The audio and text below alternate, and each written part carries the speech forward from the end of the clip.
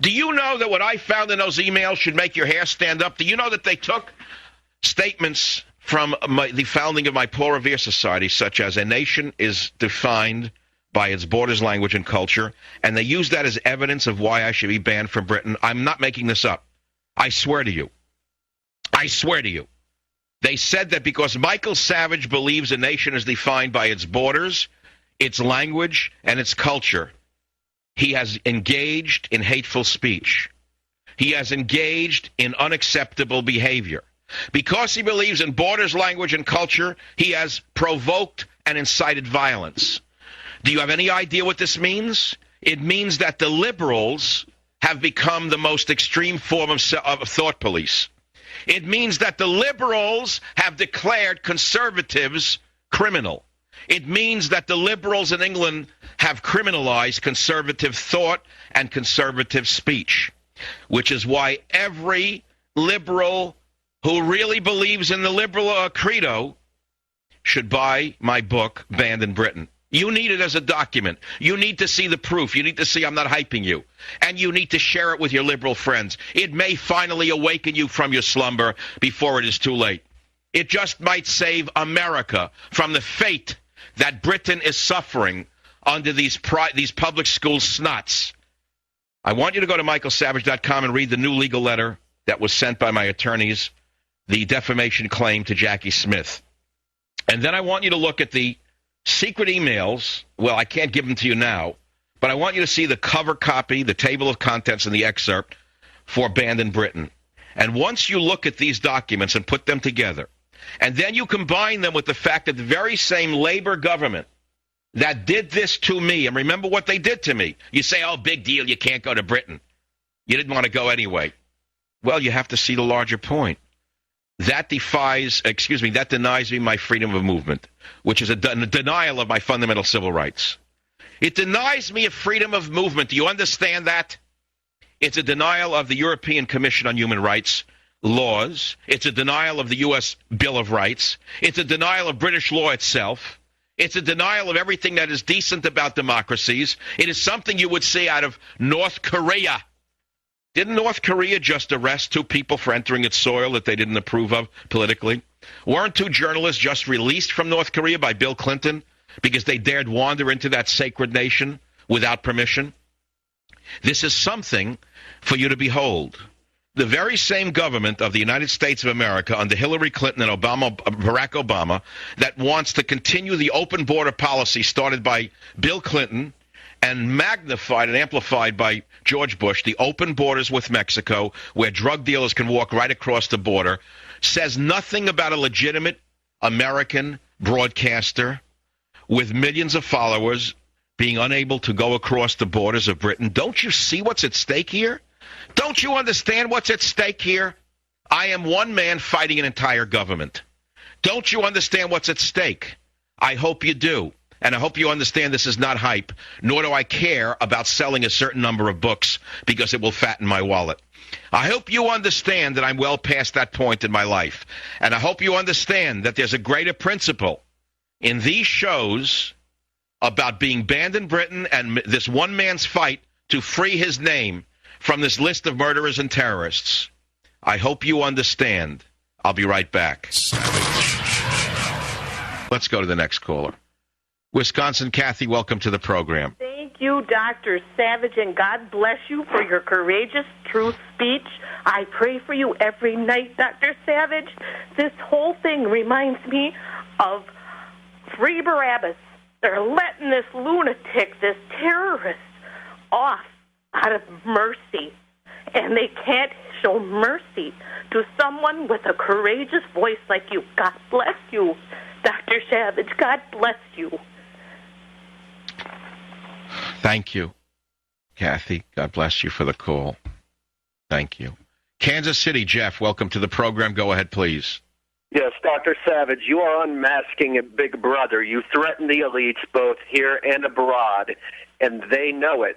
Okay, and they fear the anger of the masses that is stirring beneath this facade of tranquility that the media presents.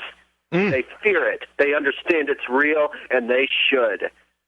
because they have Well, it's interesting that you should say that. In other words, one could say it's a great honor to have been put on such a list because I've gotten to them and they're terrified of the truth and they're terrified of the reality awakening the drunken soccer thugs in England from their stupor, where they might take the country back. I understand all of that, Jeff.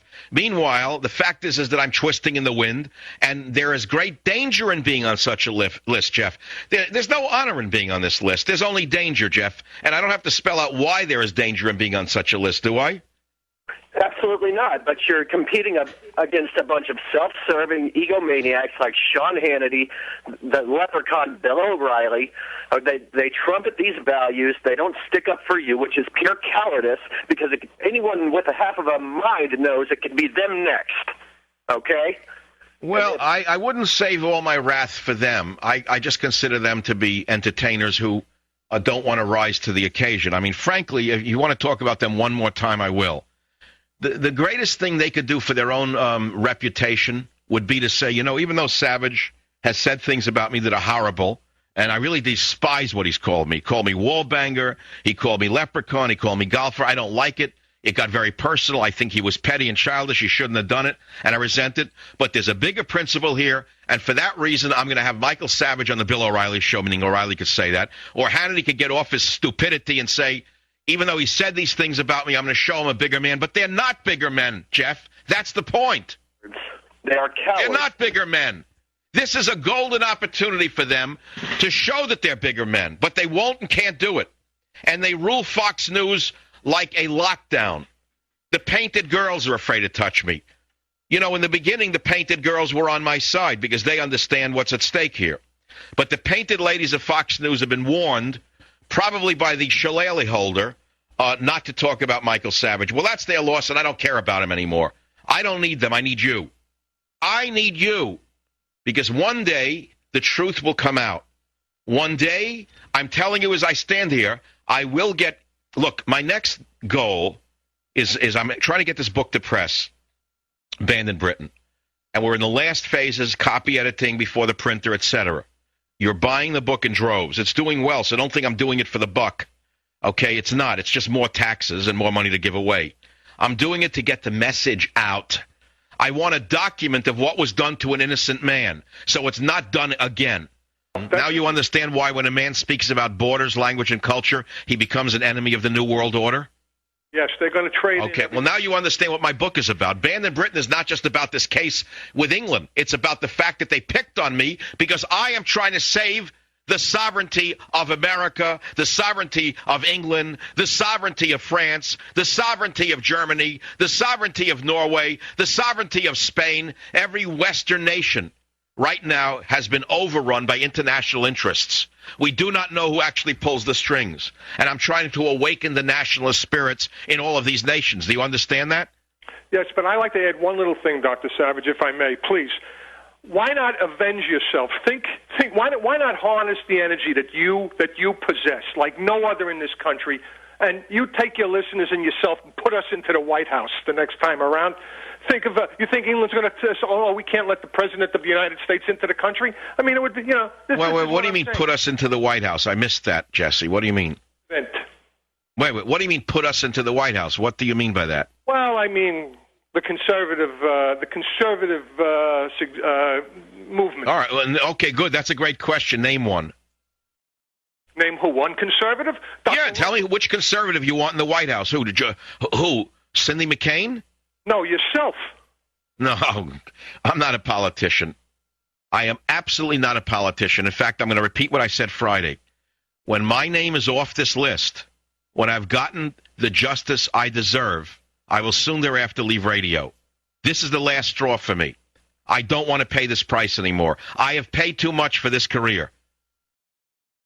That's all I'm going to say it again. I paid too much for it. I'm not going to take it anymore. I'm not going to be the sacrificial lamb for the tens of millions of Americans who are doing nothing for me. I'm not going to be the sacrificial lamb for the talk show hosts who do nothing for me. I'm not going to do it anymore. I'm going to leave it all. I don't want to be around this anymore. I don't want to take it anymore. Moreover, I'll tell you something else. You think there's no danger in being the nail that sticks out of the board? You think that there's no danger in fighting the British government? You think they're so benign? You really believe they're malarkey, that they're so nice? You think that there's no danger in standing up to them and saying that there's collusion between them and the U.S. government? Well, let me remind you of something. I have very little to do with anybody right now. I'm almost never out of my houses. I rarely leave my houses. And when I do, I'm very guarded. I rarely go to see any of my friends. I cannot speak with them about anything because I'm only interested in getting my name and reputation back. I do not have time to talk about the weather. I do not have time to talk about meals right now.